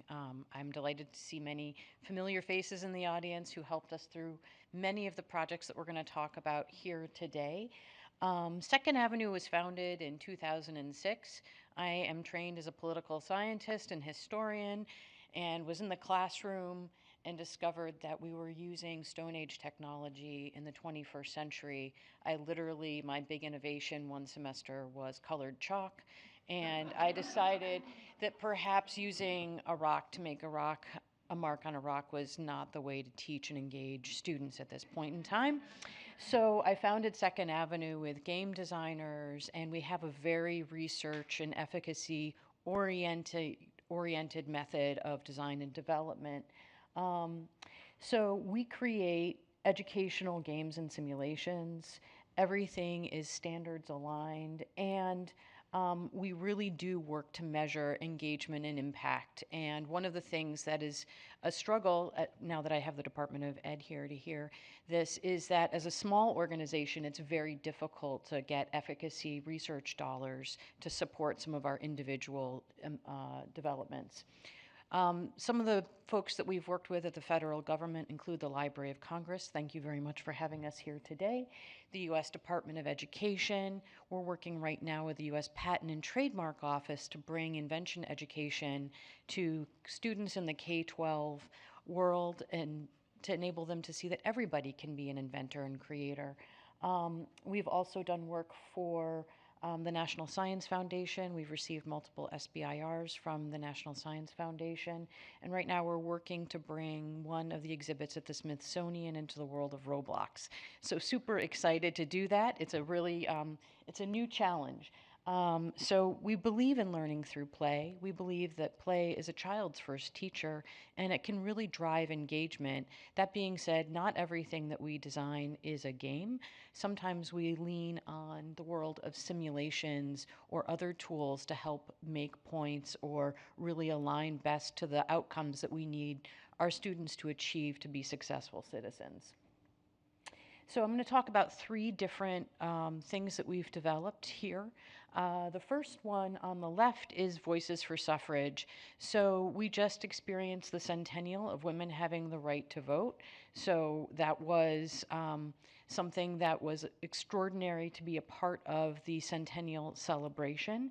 And we did that with the Library of Congress. And Steve Wesson is in the room, and he kept saying, make it simpler, Tori, make it simpler. And because I always put a really high bar for the educators that I want them to be able to achieve with their students. And in this particular tool that we built, we included an interactive timeline. We created something called guided tours, where we had videos, a whole series of different kinds of interactions with primary sources. And we also created a game where you got to role play and understand some of the nuances that the nuances that the suffragists had to confront in terms of their strategy about how they went about earning and winning the right to vote. I really bristle when I hear that we gave women the right to vote in 1920. That's not at all what happened. It was a hard-fought battle over 70 years, and there was generational transfer of tactics and strategies that are really important for us to recognize and to carry forward into civil rights movements today. Many of the civil rights struggles that we're still confronting in this country have borrowed strategies and tactics that were first established by the suffragists who fought hand in hand with abolitionists. So those two movements actually created the foundation for many of the civil struggles that we still see today. In Voices for Suffrage, it's played broadly throughout the United States. It's also been played in France and England, and we've actually had a bunch of playthroughs in Russia recently, so super curious about that. And we have over 700 primary sources, and we've created a mechanism where teachers can engage their students to contribute primary sources that we then vet and incorporate into the platform itself. It's going to be featured in the expansion of the Susan B. Anthony House and Museum as they go through their expansion, and super excited to see it have that next life. It's still free and available to teachers throughout the United States. It's actually free worldwide, hence Russia recently. Still curious. The next game is something that we built in concert with Wendy Sierra, who is a researcher and a historian. And she was at St. John Fisher University at the time and has now moved to Texas Christian. She is from the Oneida. This was funded by the National Endowment for the Humanities. And this was a first sort of foray into preserving Oneida language and culture. She is Haudenosaunee. She is from the Oneida and wanted very much to work to preserve languages, traditions, and stories that she saw leaving her people, and that the stories weren't being told in a more broad way. So this was a fantastic collaboration that we also conducted during COVID, where the Oneida people had very limited access to digital technologies. We had to migrate the way we did our collaborations and do all sorts of fun things. But then as COVID waned, we were able to take this into classrooms around the country and do something that we love called playtesting. And we worked with teachers and students to really explore how best to make this come to life in its next iteration. The last thing that I'm going to talk about up there is Election Edge, and this did not receive federal funding, don't tell. But we designed this in 2012, and we've been tracking presidential elections since then. We saw a huge gap in the market around civics education, and I can see a collaboration opportunity with Purple State. This is all data driven. We've gone back and we've recreated all of the elections back to 1789, all of the electoral college votes, and where possible, we have all of the popular vote. At the state level, we have tracked every primary and general election since 2012. We aggregate poll data from across the country and weight it based on the value of the poll, based on its sample size, the level of objectivity of its questions, its polling methods, et cetera, and then create visualizations of data around both the primary and the general election polls. We all knew, unfortunately, that Hillary wasn't going to win. It was really crystal clear from the data that we were looking at, and it was, I'm not going to be partisan. Well, this wasn't funded by the federal government, so I can be a little partisan. It was an unfortunate outcome. And then that is something that we're actually tracking all the polls right now. So what works? We are focused very heavily on research design. We co-create with students and teachers. We involve them in our design process from the very beginning. And everything that we do is iterative. And we work to drive engagement. And we look to examine efficacy of the interventions that we design. So as you're looking for partners, make sure that they are research-based, that they are thinking very much about iterative design, and that they reflect on the efficacy of the designs that they implement. So thank you very much, and I look forward to learning more.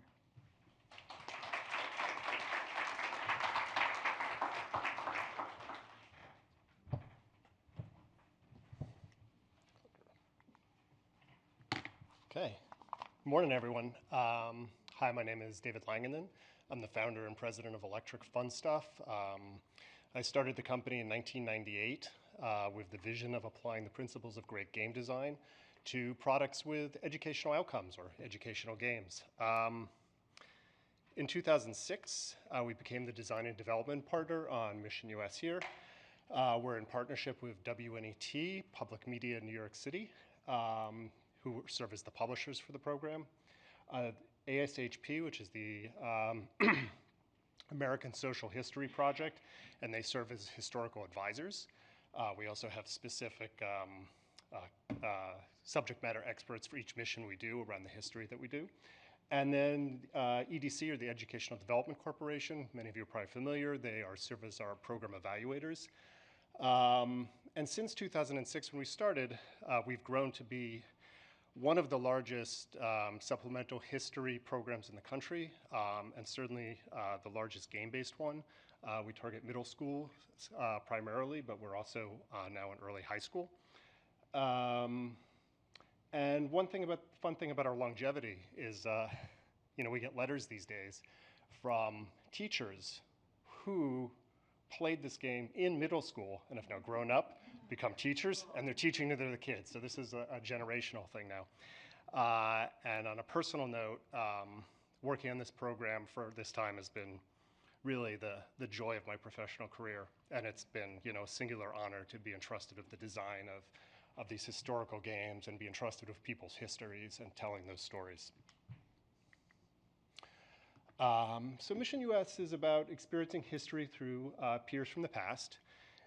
There's a series of sort of adventures / role-playing games where you, the player, the student, is cast as a young person at a pivotal watershed moment in United States history, and it turns out there are a lot of those. And so, for example, you can be starting, I'm not going to do them all, but starting in the upper right, yep. You can be Nathaniel Wheeler, a young printer's apprentice in Boston in 1770, a week before the Boston Massacre. You can be Lucy King, an escaped slave in Ripley, Ohio in 1850, just as the Fugitive Slave Act enters force. You can be Little Fox, a Northern Cheyenne boy in Montana in 1866, just as westward expansion reaches your lands. And jumping ahead there to the end, we can talk about the others if anyone has questions. You can be Verna Baker, a high school student in Greenwood, Mississippi in 1960, as the civil rights movement continues to build there, and experience that. And I wanted to kind of read a quote, actually. We just won, and Mark Ruppel will be happy about this because NEH funded No Turning Back, the 7th mission in the series. We just won the, I'm reading here because did not memorize this part, the NETA Public Media Award for the Best Educational Project. And I wanted to, and the reason I'm bringing it up is there was just a great quote from one of the judges, which I think just kind of encapsulates what Mission US is about. So I'm just going to read that real quick. Quote, "For me, this is a grand slam out of park in all ways, incorporating such serious content in an interactive game that connects students not just to the gaming aspects, but to the ideals, concepts, and quite honestly, difficult subject matter is outstanding. The fact that there are educator resources built in, it's age appropriate, just wow." And they go on to wonder if such a thing can be built for science courses, which one point we actually did have a proposal to do you as a young scientist and going through some of that scientific process, but that didn't get funded. But anybody, Bueller? But I also want to talk about the link to civics now. Mark also mentioned you know, that the great overlap between history and civics and how they're really intertwined with each other, of course. When we started the program, you know, honestly, we didn't think a lot about civics, at least that was not forefront. Our instructional objectives were all about American history understanding, and our colleagues at iCivics had the civics market pretty well covered at that point, or were going into it. But as we built more missions and done more research, and we do a lot of research, our programs are funded and require research, and we love doing it. Couple things have emerged. So first, in our research, we've always been studying the effect on historical thinking skills. I won't go into what all of those are, but we were showing really nice movement pre and post. But one thing really popped from those, and one skill, historical empathy. And historical empathy, I quote, is the being able to perceive, emotionally experience, and contextualize a historical figure's lived experience. Another way that I kind of think about it is, you know, you don't want to judge someone until you've walked into their shoes and sort of seen the contours of their life.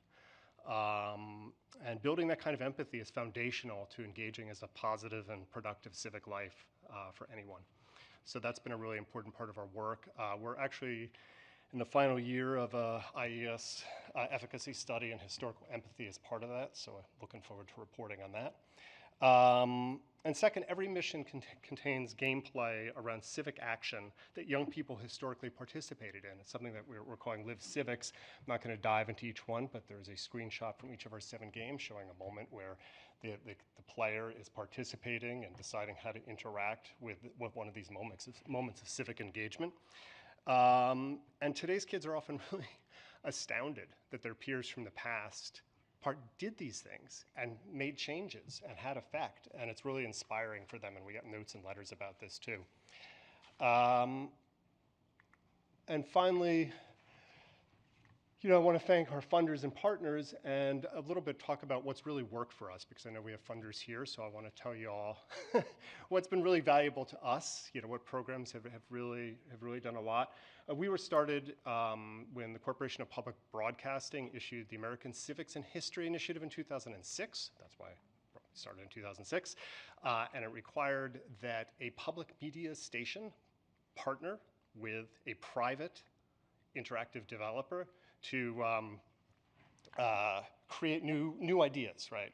And they backed it with $20 million of prize money, which is unheard of pretty much these days. And so it was a really big deal. Cutting to the chase, we were one of the winners. We were funded with about $4 million, which enabled us to get through 3.5 missions, website and teacher materials, and really give us the stability, which is really important as developers and designers and a new team to really make a lot of progress. Second, I want to highlight the SBIR program through IES especially. As that funding was winding down, we were able to apply for that. Again, we were a public-private partnership, so we can sort of get funding from either side of the fence.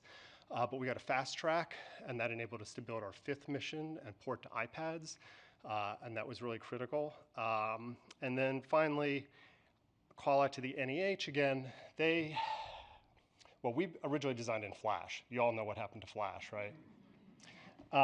So 2 years before the sunset or so, NEH had a digital revitalization grant. And what they recognized, which from a developer point of view is amazing, is that stuff gets obsolete. You can have the greatest thing. We have great programs, not just ours. There's so many great things that have been developed with proven efficacy, and they fall by the wayside because stuff changes, doesn't work anymore, and there's no funding or means to advance. So that grant enabled us to port to a new engine. We use Unity, and it enabled us to rebuild one of our missions, and that, to borrow Julie's word, created a catalyst of other people coming on board and saying, oh, you got that, all right, we'll help with the rest. So we were able to port over and do the rest, and the rest is history. And so today, and in my final minute here, I just want to say, we now reach millions of plays every year in our 7 and soon to be 8 games. Again, NEH funded our 7th and our 8th.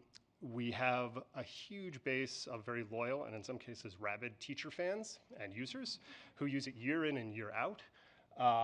We have efficacy studies, we work, we're at scale, we're at a pretty large scale, and it's great. The problem for us now is we've kind of outgrown a lot of the funding mechanisms that supported us in the past. And Mark, you referenced phase 3, which I'm familiar with as a concept, but it's always like the future. But we get it. And a lot of grants are geared towards, starting up and new things or scaling to a certain level. But when you're a free program like us, and there's no really big business model there, looking for that next catalyst is huge for us. So, we don't want a ton of money. We just need enough to be sort of stable-ish. And then I think the catalyst of that, the build-on we can get from private donors and foundations and working with our partners at WNET and fundraising will take care of the rest. So anyway, as I said, it's been great working on this. Thank you for your time. And I'm looking for that phase 3 someday. Thank you.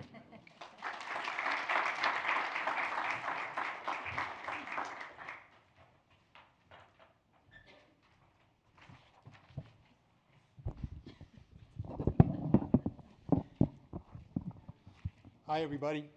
Is this working? Yeah. My name is Bert Snow. I am the sort of leader of Snow & Co. And we are, wait, hold on, slides. There we go. And in that role, I am the lead designer of the Kid Citizen Project and co-PI, along with my great colleagues, Dr. Michael Burson and Dr. Eileen Burson of the University of South Florida.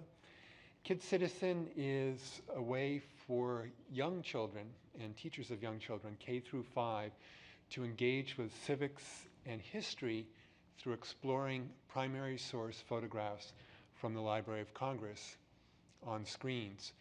And the core of our experience is a set of episodes in which children explore one or more photographs, working with a mentor character who you see here named Ella, who asks a whole lot of questions and also responds to everything that the children do, right? Because the children really are running this. We are about to have 12 episodes.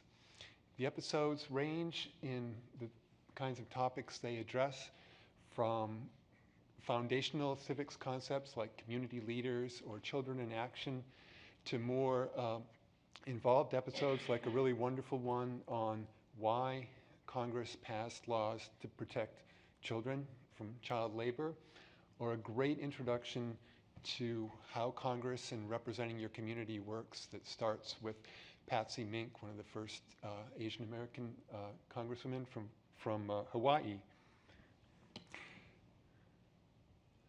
And yeah, that's enough to say there. So our pedagogy is based on, so the Library of Congress Teaching with Primary Sources program has developed great frameworks and pedagogy around working with primary sources. And so we started out by working with that, but also adapting it for younger learners and for the screen. And so we really start by thinking about how do we slow children down. Right? If you went back 20 years and talked to teachers, they would say a kindergartner is too young to be learning with primary sources. And that's not true, and my colleagues believe that. And so we really kind of worked on how we could adapt the pedagogy. So children start out by just seeing perhaps part of a complex image. They might be able to tap on it to zoom in. They collect things from images as they go. And then as they're collecting things, they're putting them into a journal. And in the journal, they then can use what they've collected to sort of think about what they're seeing and what they're starting to explore, from seeing to thinking about it. And then many of our episodes also kind of then get to a more constructive activity where they might build something from what they've collected. And often our goal there is to connect their experience of a photograph from 1900 to their lives today. Ella often says, this is a photograph from long before your parents were born, right? How talking to a child in 2023 about a photograph from 1900, right? So I'm not going to try to play part of an episode here, but everything that we make at Kid Citizen is freely available on our website. It all just runs in the browser, so you're all encouraged to go jump into an episode after this, of course. But this is an image from an episode about community helpers. And in this episode, we're most of the way through it at this image. We've been revealing this image of this man who is helping children out at a school, and what is he doing? And at this point, Ella is asking children to find the word ice on the truck. And it actually exists there 3 times, twice where you're seeing and once where there's the word service with ice in it.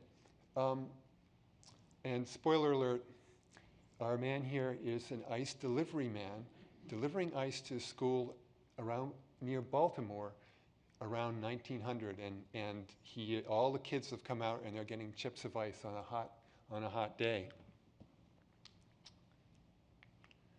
We also, as part of our project, we created a cloud platform and tool set that we use to create all the episodes, and we made that platform and tool set available to any educator who might want to create an episode of their own with primary sources that they might choose for their community and then share it, because the way the platform is built, episodes can be easily shared via a link, and they just run in the browser.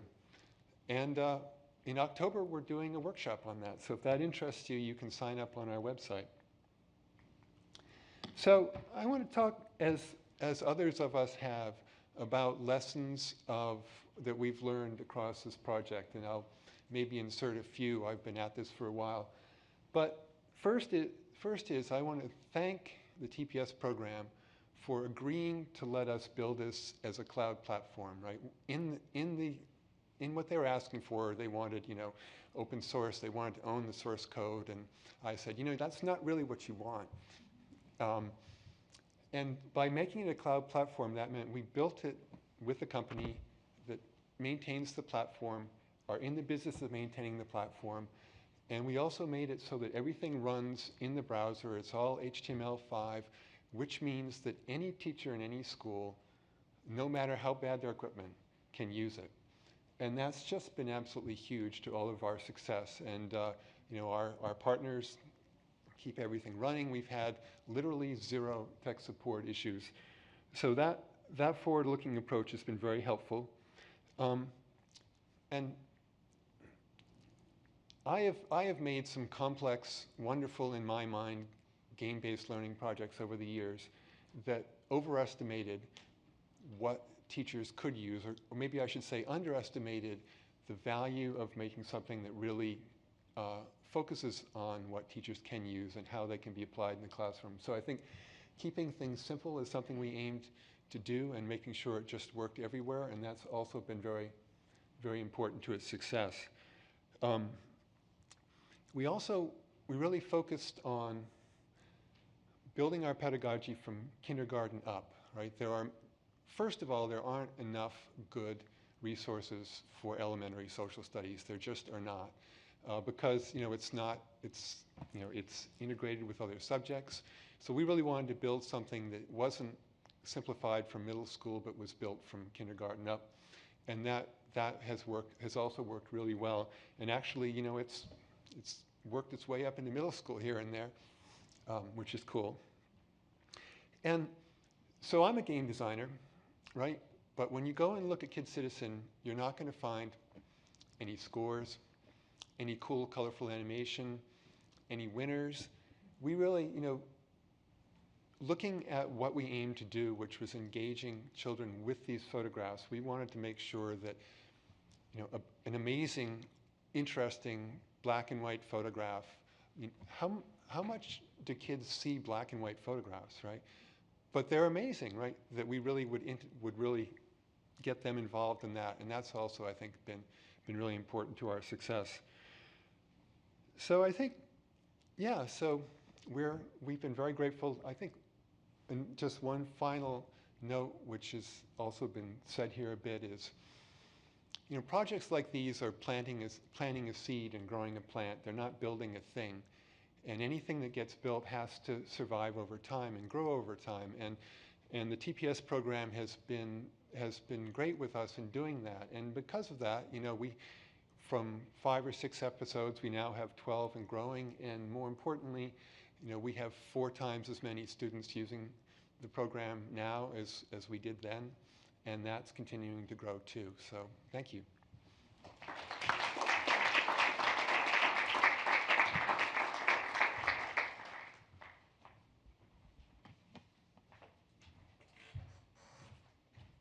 Fabulous. Thanks to all of you, and excited about all of the work that you're doing. And I suspect there are a couple of questions out there. So fire away. Raise your hand if you've got a question.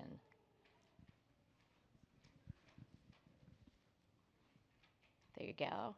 Great. Thanks. Hello. So I just wanted to flag that a strategy I often heard in fundraising was that the federal government gave us some money and we were able to leverage that with other, partners to get further funding. How does that work? That sounds like a huge statement that is, somewhat simple, but how do you reach out to these people? How do you actually get them to respond to you?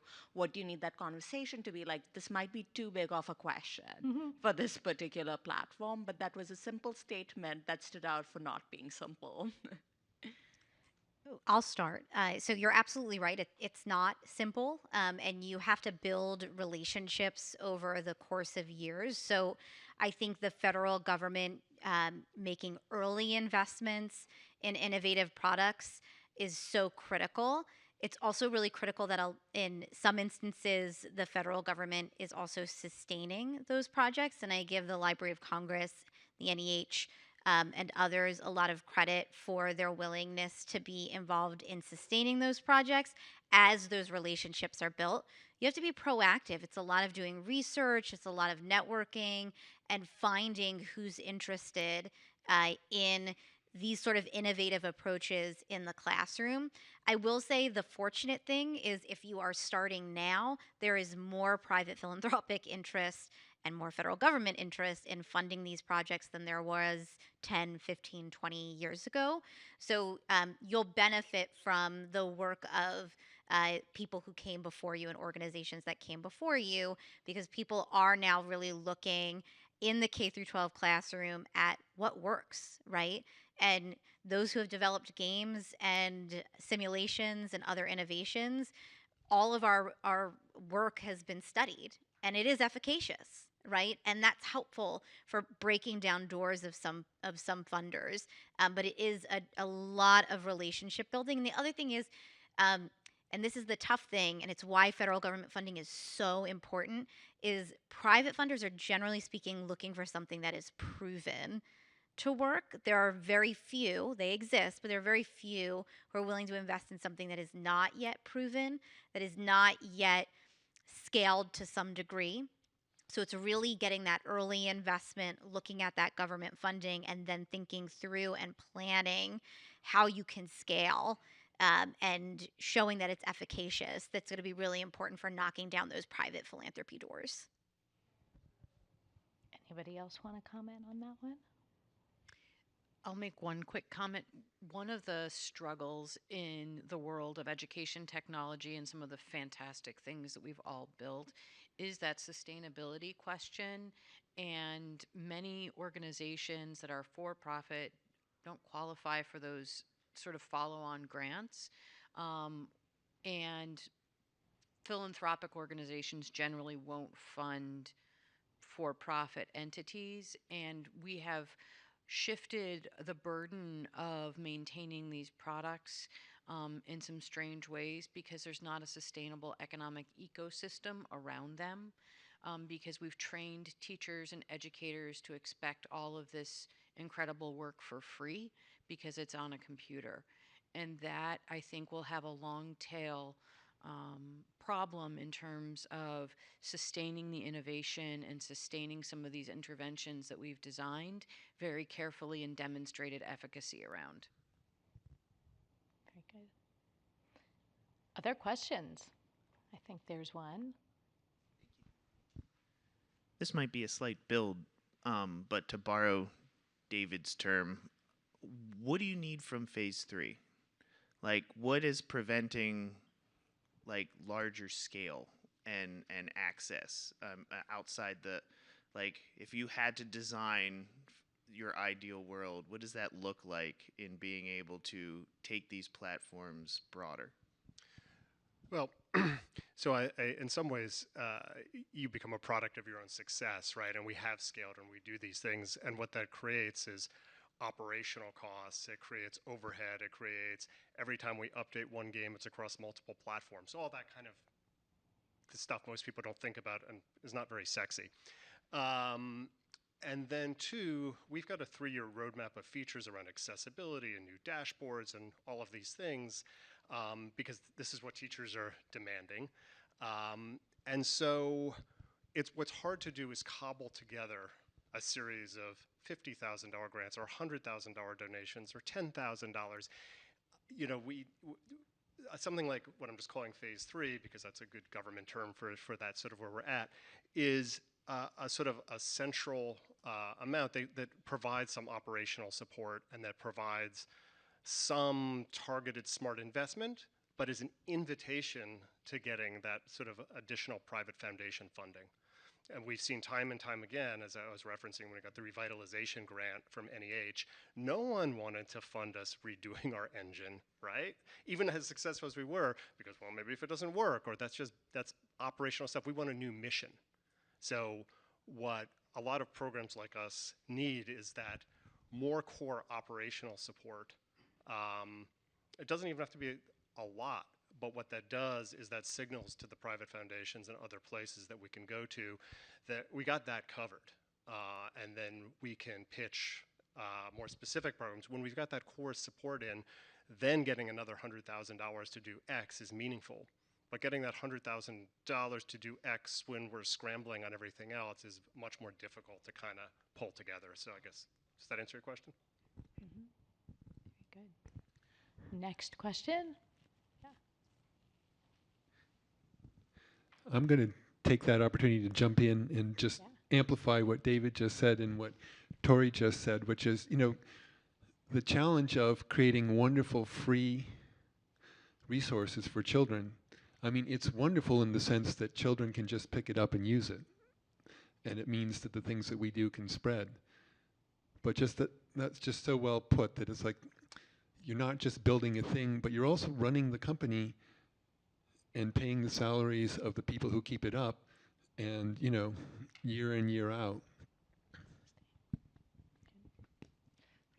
So this question is kind of based on David's statement with feedback from one of the award grantees on, like, would this sort of thing be possible for science? Because civics literacy is a huge need, but obviously so is scientific literacy, and these things are closely related. Like, as we can see with Purple State, like, students are developing the argumentative thinking, media literacy, which is also needed. as they interact with science-related decisions and voting. So I was just wondering, like, to what extent is scientific literacy or like social scientific issues integrated in any of these games, if at all?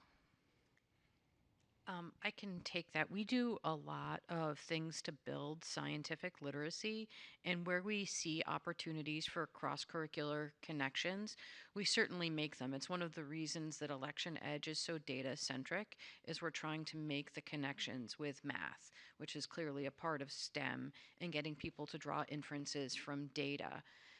The way K-12 is set up, teachers usually want something that is designed and targeted for their curricular needs. So we've certainly designed a lot of science interventions, games, and simulations over the years. And then where we can, we connect them back to the social science things. But the emphasis is usually on the discipline where its first use is intended. I'll just say for ours, like, we've always been tightly tied to a lot of STEM because of the socio-scientific issues, and in particular because young people care about like environmental issues in particular. So the first version that we did, which was using somebody else's platform just as a proof of concept, focused on fracking, and it was around the whether or not fracking exploration in Virginia should be banned. And this was an actual issue going on at the time, but they learned a ton about fracking, and they learned about why fracking was controversial. And they learned why people in different parts of the state might have different views on it. So one of the things we're doing now is actually looking at trying to develop a proposal for NSF with a more socio-scientific and very much science version of it that looks at a lot of environmental issues, pollution, mining, all these types of things, because they're very geographically centered and important in local regions. So to understand why those issues, why people care about them locally, both as an economic driver as well as the potential harm that could be there, we think could be really worthwhile. Plus the map platform that we have can easily integrate, at least this is what we're planning on, integrate some of the data layers that are existing already around watersheds, around pollution, right? These things already exist, and so we can tie together the science with the sort of policy issues and how they're talked about. So the public engagement of science part two. Great, good question. Anybody else?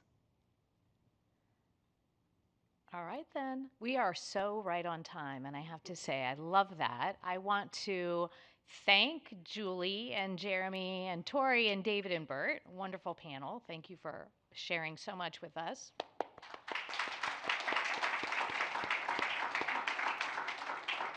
Again, a nice shout out to all of our earlier panelists and to all of you in our audience and your questions, and in particular your conversations before we got started and during our break.